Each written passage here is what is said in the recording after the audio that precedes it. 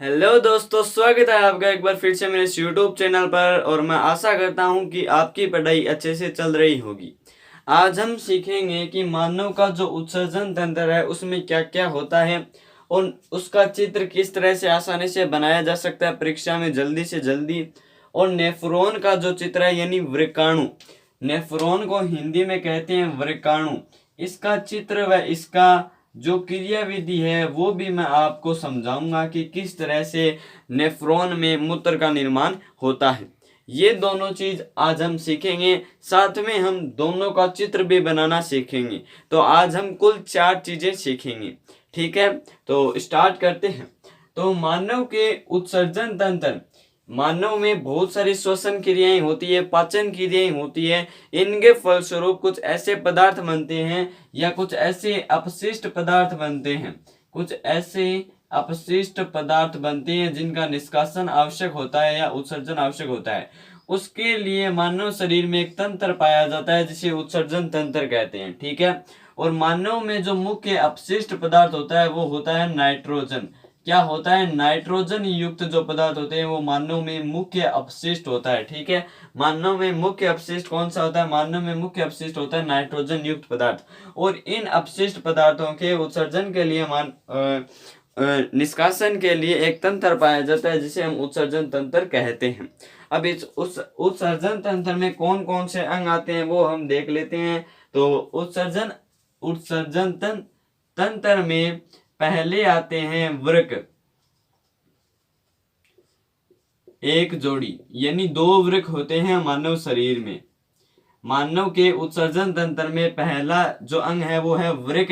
ये एक जोड़ी होते हैं, 2 वृक्क होते हैं मानव शरीर में। फिर आती है मूत्रवाहिनी, ये 2 होती है, प्रत्येक वृक्क में से एक निकलती है, मूत्रवाहिनी एक जोड़ी, ठीक है।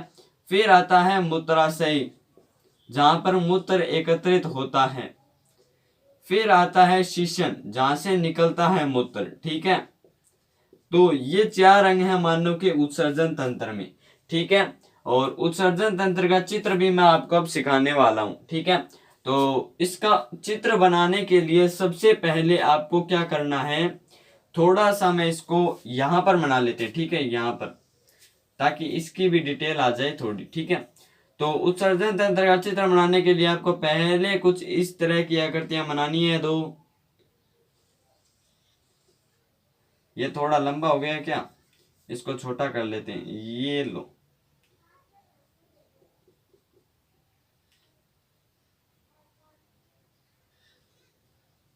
इस तरह से 2 आकृतियां बनानी है आपको, ठीक है। फिर यहां पर आपको 4 लाइनें खींचनी है इस तरह से, 1 2 3 4 और ये 4, ये एक है ना, हाँ इसीलिए। तो इस तरह से 4 लाइनें आपको खींचनी है। फिर आपको 2 को लाइनों को इस तरह से अंदर कर देना है और इन 2 लाइनों को इस तरह से अंदर कर देना है। फिर इन 2 लाइनों को जोड़ करके इसके अंदर कर देना है इस तरह से, और इन 2 लाइनों को आपस में जोड़ करके इस तरह कर देना है, ठीक है। ये इस तरह से प्रक्रिया करनी है। ये जो 2 लाइनें है ना, ये नीचे वाली, इनको आप मिटो दो ताकि आपको अच्छा लगे। ये मिटो दिया मैंने, ठीक है। ये भी अंदर ही जा रही है। ये इस लाइन, ये जो है ना, ये 2 नलिकाएं मान लीजिए, एक धमनी है एक शिरा है। इस धमनी की एक शाखा इसमें जाती है, एक शाखा इसमें जाती है, और इस शिरा की भी एक शाखा इसमें जाती है और एक शाखा इसमें जाती है, ठीक है। तो ये हैं 2 वृक्क, ये 2 वृक्क हैं और ये धमनी व शिरा है। फिर आपको क्या करना है, फिर आपको इन वृक्कों में से एक एक नलिकाएं इस तरह से निकालनी, ये नलिकाएं इस तरीके से इसमें से निकालनी है, ये नलिकाएं इस तरह से इसमें से निकालनी है। इसी तरह से एक नलिका इसमें से निकालनी है, इस तरह से घुमावदार देते हुए, ठीक है। इस तरह से आपको देनी है और ये आपको ऐसे बना देनी है ताकि अगले वाले चित्र को देखने वाले को भी अच्छा लगे। फिर आपको इन दोनों लाइनों को ऐसे घुमाव देते हुए मिला देना है इस तरह से, और इनको ऐसे मिला देना है, ठीक है। और यहाँ पर आपको कुछ इस तरह से करके ये बना देना है कुछ इस तरह की आकृति, और ये आपका उत्सर्जन तंत्र तैयार हो गया, ठीक है। नामांकन कर देते हैं, एक धमनी है एक शिरा है, ये आपका वृक्क है, वृक्क। ये आपकी मूत्र वाहिकाएं हैं, मूत्रवाहिनी है, मूत्र वाहिनी, और ये आपका मूत्राशय है, मूत्राशय जहां पर मूत्र एकत्रित होता है, और ये आपका शीशन है जहां से निकलता है। ठीक है, ये आपका उत्सर्जन तंत्र हो गया। तो थोड़ी सी डिटेल ले लेते हैं। तो मानव के उत्सर्जन तंत्र में एक जोड़ी वृक्क, एक जोड़ी मूत्रवाहिनी, एक मूत्राशय, एक शीशन होता है। ठीक है, जो वृक्क होते हैं वो लाल या भूरे रंग के होते हैं। ये सेम की आकृति, सेम के बीज की आकृति की होती हैं। सेम कुछ होता है, उसकी बीज जो होते हैं उसकी आकृति के वृक्क होते हैं। ये लाल व भूरे रंग के होते हैं और इनसे धमनी व शिराएं जुड़ी रहती है और इनसे एक एक मूत्रवाहिनियां निकलती है जो मूत्राशय में जाकर मिलती है। मूत्राशय में मूत्र एकत्रित होता है और फिर शीशन में से निकलता है। अब वृक्क के अंदर ऐसा क्या होता है जहां पर मूत्र का निर्माण होता है? तो वृक्क के अंदर होता है बहुत सारी लाखों संख्याओं में नेफ्रॉन या वृक्काणु। ये होते हैं वृक्क के अंदर बहुत सारी मात्रा में, और इन वृक्कों के ऊपर कुछ इस तरह से जो होती है वो टोपी नुमा जो संरचना होती है, ये अपनी अधिवृक्क ग्रंथि होती है। अधिवृक्क ग्रंथि होती है वृक्क के ऊपर। टोपी नुमा जो संरचना होती है ये होती है अधिवृक्क ग्रंथि। यहाँ से एड्रिनल हार्मोन स्रावित होता है। ठीक है, जिसे आप्तकालीन हार्मोन कहते हैं। ये वृक्क के ऊपर स्थित होती है। ठीक है, अब देखिए वृक्क के अंदर होती है लाखों संख्या में वृक्काणु। अब वृक्काणु का चित्र देखिए, वृक्काणु का चित्र देखिए। वृक्काणु के चित्र के लिए आपको सबसे पहले कुछ इस तरह के ऐसे कर लेने हैं, इस तरह से। ठीक है, और फिर यहाँ पर आपको कुछ इस तरह से करना है और इस तरह से करना है। ठीक है, फिर यहाँ पर पीछे से एक नलिकाएं निकाल देनी है, इसको थोड़ा और बड़ा कर देते हैं। फिर आपको ऐसे नलिकाएं निकाल देनी है, इनको घुमाते घुमाते ऐसे घुमाते रहिए, घुमाते रहिए, घुमाते रहिए, और फिर नीचे ले आइए थोड़ा सा। और फिर ये जो आपकी ये साइज है ना, इससे थोड़ी सी पतली साइज में, थोड़ा सा पतला कर दिया मैंने। फिर इसको आपको ऐसे घुमा देना है, यू आकार में थोड़ा सा पतला कर देना है, थोड़ा सा अलग देखिए। ये हमने पतला कर दिया और यू आकार में हमने बना दिया। लूप जो होता है ना उस आकार में बनाना है। फिर आपको वापस वही आकार ले लेना है, इस तरह से आपका जो आकार था वही ले लेना है। और फिर इसको एक ऐसी नलिका बनानी है और उसमें से ऐसे 3-4 रास्ते निकालने हैं और वापस से इसे बना देना है, इस तरह से रास्ते निकालते हुए। और ये आपका हो गया जो वृक्काणु होता है उसका चित्र मैंने आपके सामने बना दिया, बहुत ही सरल सा। फिर आपको यहाँ पे 2 लाइनें और खींचनी है, एक आते हुए और एक जाते हुए। ठीक है, अब इसका नामांकन कर देते हैं।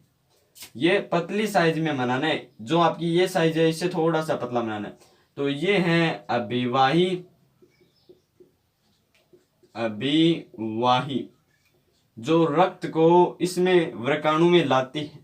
ये है अपवाही जो शुद्ध रक्त को बाद में वापस ले जाती है। ये है आपकी समीपस्थ नलिका जो कि इसके समीप होती है, वो हो जाती है समीपस्थ नलिका, समीपस्थ नलिका या कुंडली।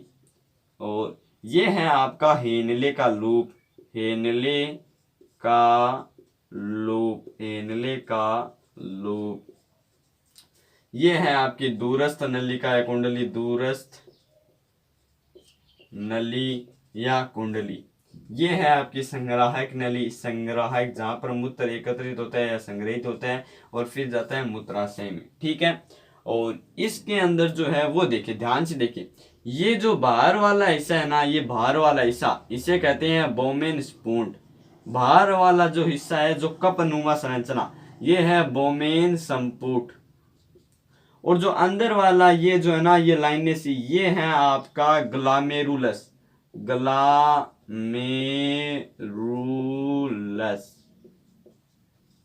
कोशिका गुच्छ। ठीक है, ये है आपके वृक्काणु का चित्र। अब वृक्काणु में क्या प्रक्रिया होती है? तो वृक्काणु में एक तरफ से आता है रक्त जिसमें अशुद्धियां होती है, रक्त आता है इसके अंदर। इसके अंदर आने के बाद जितना भी रक्त आता है, 100% रक्त आता है तो उसका 90% रक्त यहाँ पर रह जाता है और 10% वापस चला जाता है। 90% रक्त यहाँ पर ज्यादा होने के कारण इसमें से जो कुछ है, प्रोटीन है, ग्लूकोज है, लवण है, अमीनो अम्ल है, यूरिया है, ये छन करके इस कप में आ जाते हैं। इस कप में आने के बाद ये ऐसे चलते रहते हैं। ठीक है, ये चलते रहते हैं। ठीक है, और फिर इनका यहाँ पर जाकर के एक बार फिर से अवशोषण होता है। इसमें ग्लूकोज, अमीनो अम्ल, प्रोटीन, इनका अवशोषण हो जाता है और यूरिया जैसे कुछ पदार्थ बच जाते हैं। और ये यूरिया पदार्थ आगे जाकर के संग्रह नलिका में जाकर मूत्राशय में एकत्रित होते हैं और यहीं पर मूत्र का निर्माण होता है। अब देखिए, थोड़ा डिटेल से देखिए, मूत्र का जो निर्माण है यह 3 चरणों में होता है। ठीक है, पहला होता है गुच्छ निस्पंदन। गुच्छ निस्पंदन, निस्पंदन का मतलब है छनन, निस्पंदन। ठीक है, फिर होता है चयनित पुनरावशोषण। चयनित पुनरावशोषण, पुनरावशोषण।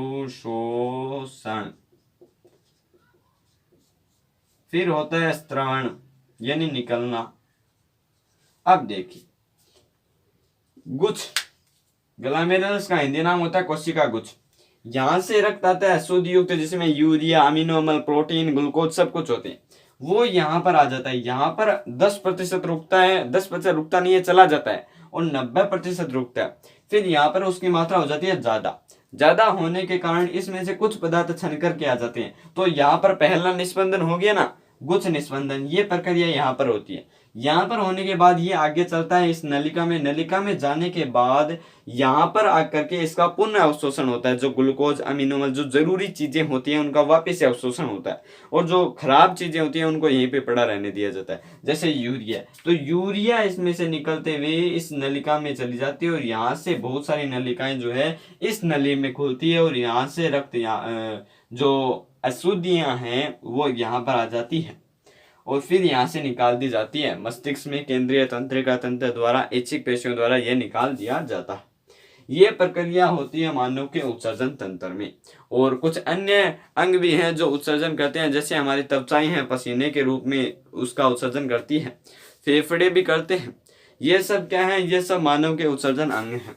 एक बार फिर से देखिएगा, मानव में कुछ ऐसे अपशिष्ट पदार्थ होते हैं जिनका निकालना आवश्यक होता है। उनको निकालने के लिए मानव शरीर में एक तंत्र पाया जाता है जिसे उत्सर्जन तंत्र कहते हैं। इस उत्सर्जन तंत्र में 4 चीजें प्रमुख होती है। एक होता है वृक्क, एक जोड़ी, एक मूत्रवाहिनी, 2 मूत्रवाहिनी, एक मूत्राशय, एक शीशन। ठीक है, वृक्क जो है वो सेम के बीज की आकृति के होती है, लाल व भूरे रंग के होती हैं। ये उत्सर्जन अंगों में मुख्य उत्सर्जन अंग है। फिर होती है मूत्रवाहिनियां जो 2 इस तरह से जुड़ी रहती है। फिर आता है मूत्राशय जो इस तरह के आकृति का होता है, और फिर आता है शीशन जहां से निकलता है। ठीक है, और ये 2 लाइनें होती हैं, रक्त लाने के लिए और ले जाने के लिए, रक्त लाने के लिए और ले जाने के लिए। ठीक है, इन वृक्कों के अंदर लाखों संख्याओं में होती हैं वृक्काणु, नेफ्रॉन्स।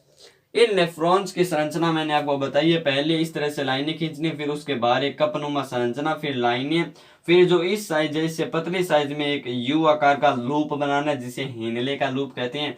फिर यहाँ पर आकर पुनः उसी साइज में बदल देना है, और फिर एक लाइनें बनानी और यह संग्राहक नली बनानी है। नामांकन बता दिया। जो बाहरी कपनुमा संरचना है ये है बोमन संपुट, अंदर वाला कोशिका गुच्छ ये है ग्लामेरुलस, ये है समीपस्थ नलिका, ये है हेनले का लूप, ये है दूरस्थ नलिका, और ये है संग्राहक नली। यहाँ से आता है रक्त अशुद्धि युक्त, प्रोटीन, अमीनो अम्ल, ग्लूकोज, यूरिया युक्त। यहाँ पर आकर के 10% चला जाता है, 90% रुकता है। ये गुच्छ निस्पंदन होता है। 90% में से प्रोटीन, ग्लूकोज, अमीनो अम्ल, यूरिया छन करके इस नलिका में जाते हैं। आगे जाकर के इनका चयनित पुनः अवशोषण होता है, और इसमें प्रोटीन, अमीनो अम्ल, ग्लूकोज आदि का अवशोषण कर लिया जाता है। जो यूरिया है वो आगे जाकर के इसमें से संग्राहक नलिका में संग्रहित हो जाती है।